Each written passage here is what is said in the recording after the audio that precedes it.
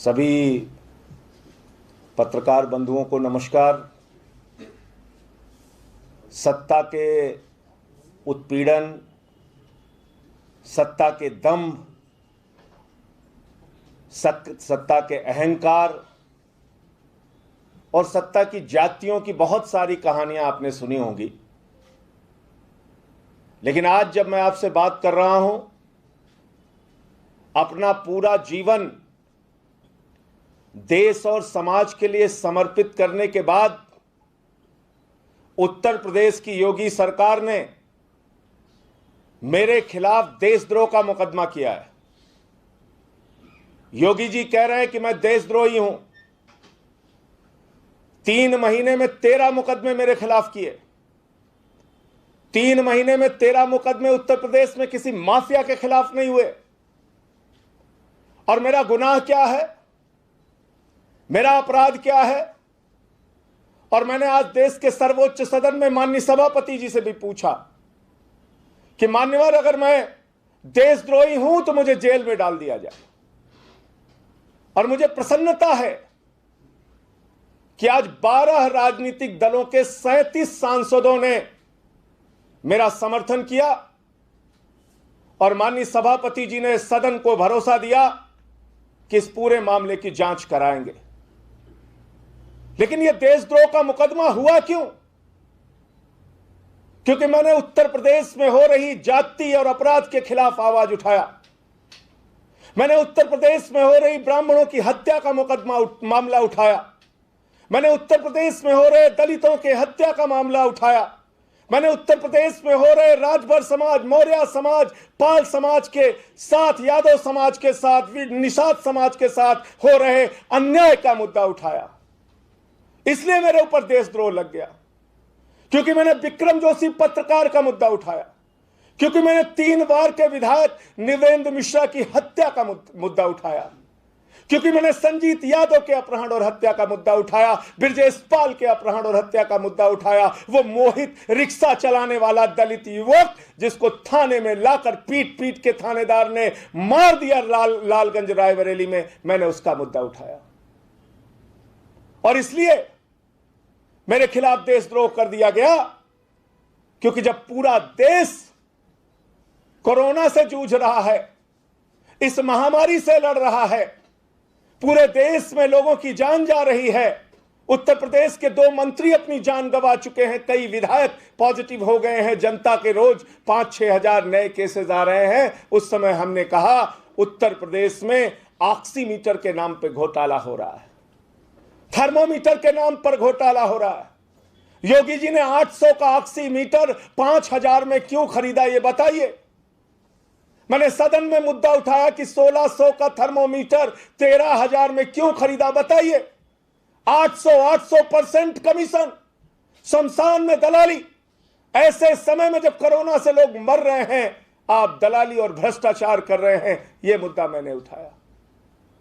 और उसको लेकर एक सर्वे कराया। जब उत्तर प्रदेश की जनता के बीच में गया, जगह जगह उनसे मिला, जानकारी ली, तो मैंने सर्वे कराया कि उत्तर प्रदेश की सरकार पर आरोप लग रहा है कि वो जातिवादी है, ठाकुरवादी है।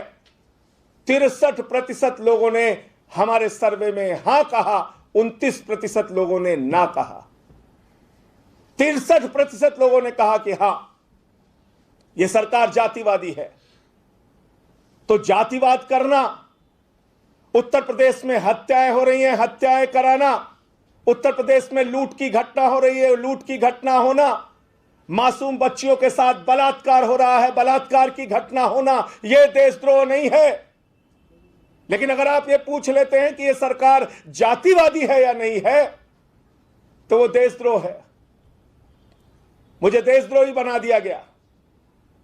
आपने कभी आज तक सुना नहीं होगा हिंदुस्तान में, महोबा के एक एसपी और डीएम, उन्होंने इंद्रकांत त्रिपाठी नाम के एक व्यापारी से रंगदारी वसूली, रंगदारी।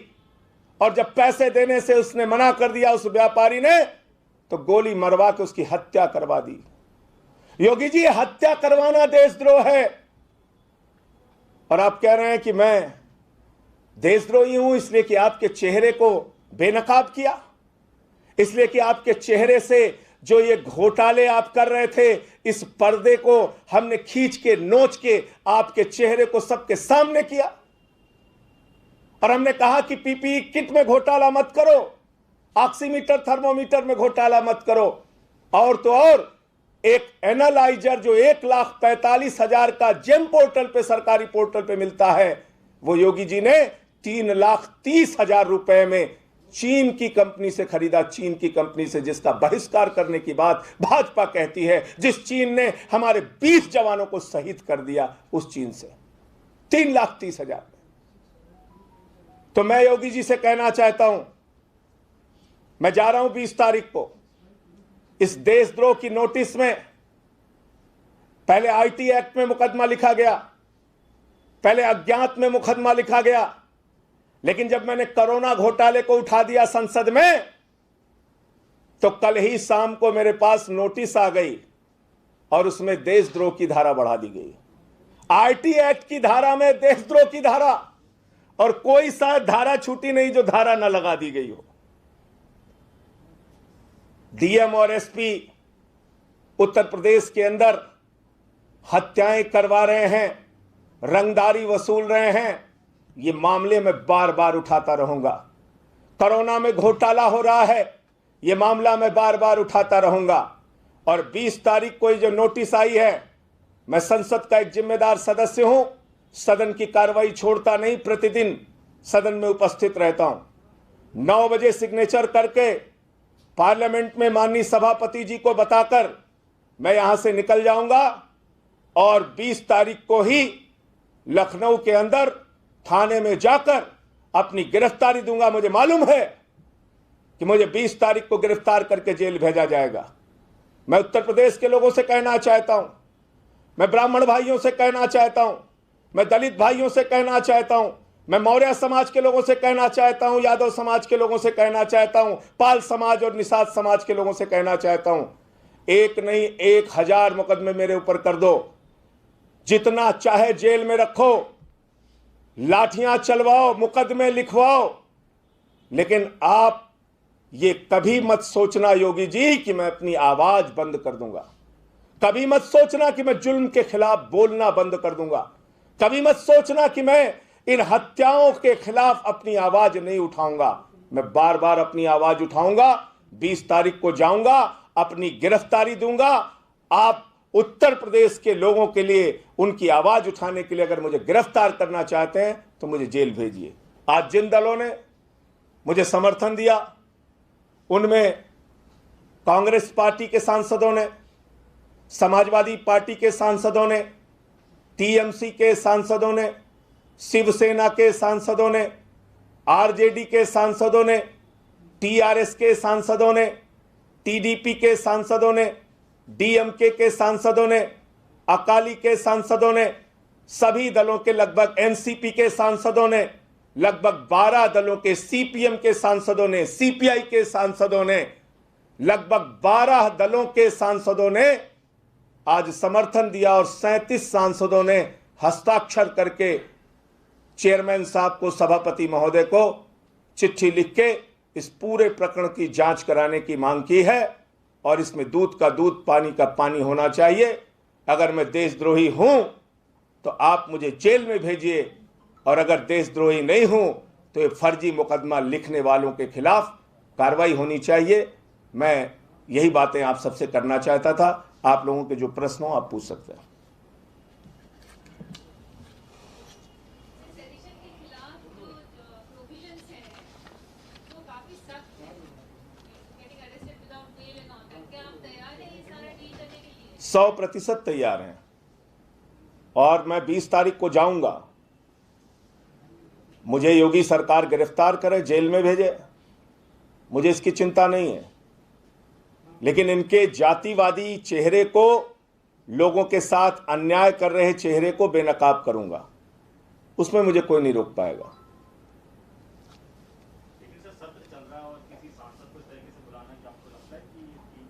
इसीलिए तो मैंने कहा कि ये तानाशाही है। इसीलिए तो मैंने कहा, मैंने अपने 25 साल के जीवन को किस तरह से गुजारा है वो अपने मुंह से बताऊंगा तो अच्छा नहीं लगेगा। लेकिन आज मुझे देशद्रोही कहा जा रहा है, तो इसका जवाब लोग देंगे। लोकतंत्र में जनता मालिक है, वो फैसला करेगी। आपके पार्टी को लेकर भी भाजपा के तमाम नेता कह रहे हैं कि देशद्रोही लोगों के साथ आपकी पार्टी जो है कंधे से कंधे मिलाकर चलती है। देखो, हमारी पार्टी के बारे में क्या कह रहे हैं, क्या नहीं कह रहे हैं, और कौन से लोग कह रहे हैं जिन्होंने हमेशा देश को तोड़ने का काम किया, नफरत फैलाने का काम किया, समाज को विघटित करने का काम किया, वो देशद्रोही नहीं है, वो देशभक्त हैं।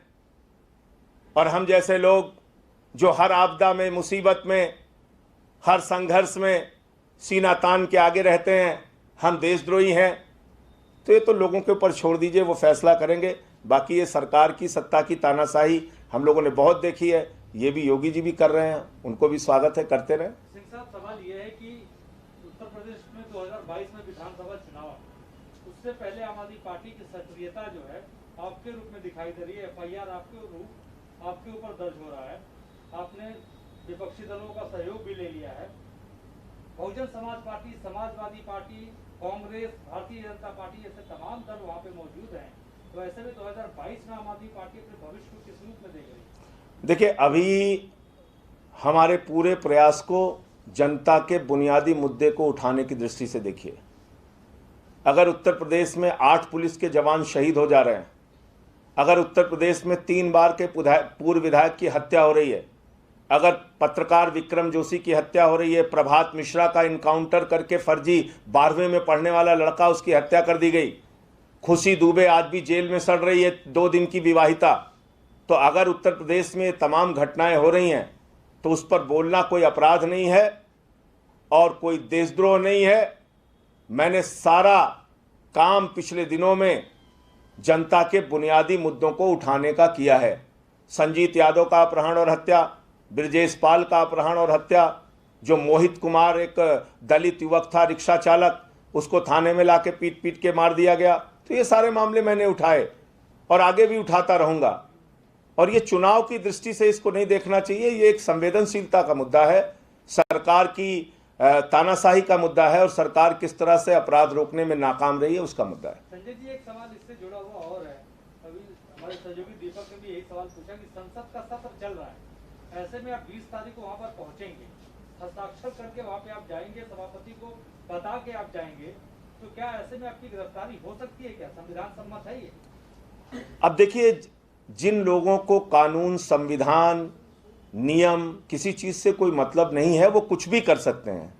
लेकिन मैं सिर्फ इतना कहना चाह रहा हूं कि इन बंदर भुड़कियों से, इन मुकदमों से, इन कार्रवाइयों से मैं न रुकने वाला हूं, न डरने वाला हूं, न थमने वाला हूं। मैं अपना काम करता रहूंगा, उनको जो करना है करने दीजिए। सर, आपने 2 लेटर लिखे थे, एक राज्यसभा चेयरमैन को भी लिखा था, एक प्रिविलेज कमेटी में भी आपने मूव करा था मोशन, उनमें आगे क्या हुआ सर? वो आज सभापति जी ने पार्लियामेंट में, अब चूंकि आप लोग शायद हो सकता है कार्रवाई आपने देखी होगी, जब सारे दलों ने मेरे साथ खड़े होके ये बात कही कि भाई ये बिल्कुल गलत हुआ है, देशद्रोह का मुकदमा जो लिखा गया है, तो उस पर सभापति जी ने कहा कि आप लेटर लिख के मुझे दीजिए। और तभी ये 37 सांसदों ने और 12 दलों के सांसदों ने सपोर्ट किया। उन्होंने लेटर साइन करके दिया है, वो कॉपी भी अभी मैं आपको दे दूंगा। ये वो चिट्ठियाँ हैं जिसमें सबके साइन हैं, ये वो सारे दलों के साइन हैं, तो ये उन्होंने दिया है। और फिर ये लेटर मैंने सभापति जी को दिया है, उन्होंने कहा है कि मैं इस पूरे मामले को जांच करा के इस पर कार्रवाई करूंगा। तो सदन के अंदर उन्होंने, चेयरमैन साहब ने देश के महामहिम उपराष्ट्रपति हैं, उन्होंने ये कहा है, तो निश्चित रूप से लगता है कि जरूर कुछ कार्रवाई होगी। बसपा का भी समर्थन मिला क्या आपको? नहीं, बसपा का नहीं। जिन दलों का समर्थन था मैंने नाम बता दिया sir. 37 MPs from 12 political parties, from Kerala, from Karnataka, from Andhra Pradesh, from Telangana, from West Bengal, from Uttar Pradesh, from Bihar, from Punjab, from Maharashtra, everywhere, from Assam, अखंड भारत का समर्थन है। सर, एक सवाल और है, लेकिन दूसरे टॉपिक से है थोड़ा सा। एग्रीकल्चरल बिल्स जो हैं उन पे काफी बवाल हुआ है, ऐसा कंट्रोवर्शियल है। आज प्राइम मिनिस्टर कह रहे हैं कि जो अपोजिशन पार्टीज हैं वो कहीं ना कहीं भड़का रहे हैं। आपने काफी बार मूवमेंट लीड करा है फार्मर्स का, इसलिए आपसे सवाल बनता है कि आप कैसे देखते हैं जो प्राइम मिनिस्टर कह रहे हैं, उनका सीधा सा कहना यह है कि जो ऑपोजिशन पार्टीज हैं वो कहीं ना कहीं चलिए ठीक है, अपोजिशन पार्टीज को आप पार्लियामेंट में कह सकते हैं या पार्लियामेंट के बाहर बयान के लिए कह सकते हैं, लेकिन पंजाब की सड़कों पे जो किसान निकलकर आंदोलन कर रहा है, जो दिल्ली की सड़कों पे किसानों ने आंदोलन किया, जो उत्तर प्रदेश में किसान आंदोलन कर रहा है, और किसी राजनीतिक पार्टी के बैनर पे नहीं, अपने आप से किसान आंदोलन कर रहा है, किसान संगठनों के बैनर पे किसान आंदोलन कर रहा है। तो प्रधानमंत्री जी के द्वारा ये कहना कि इसमें राजनीतिक दल कोई भूमिका निभा रहे हैं भड़काने में, ऐसा बिल्कुल नहीं है। उनके साथ न्याय नहीं हो रहा है, उनको लग रहा है कि उनका हक उनसे छीना जा रहा है, इसलिए वो आवाज़ उठा रहे हैं।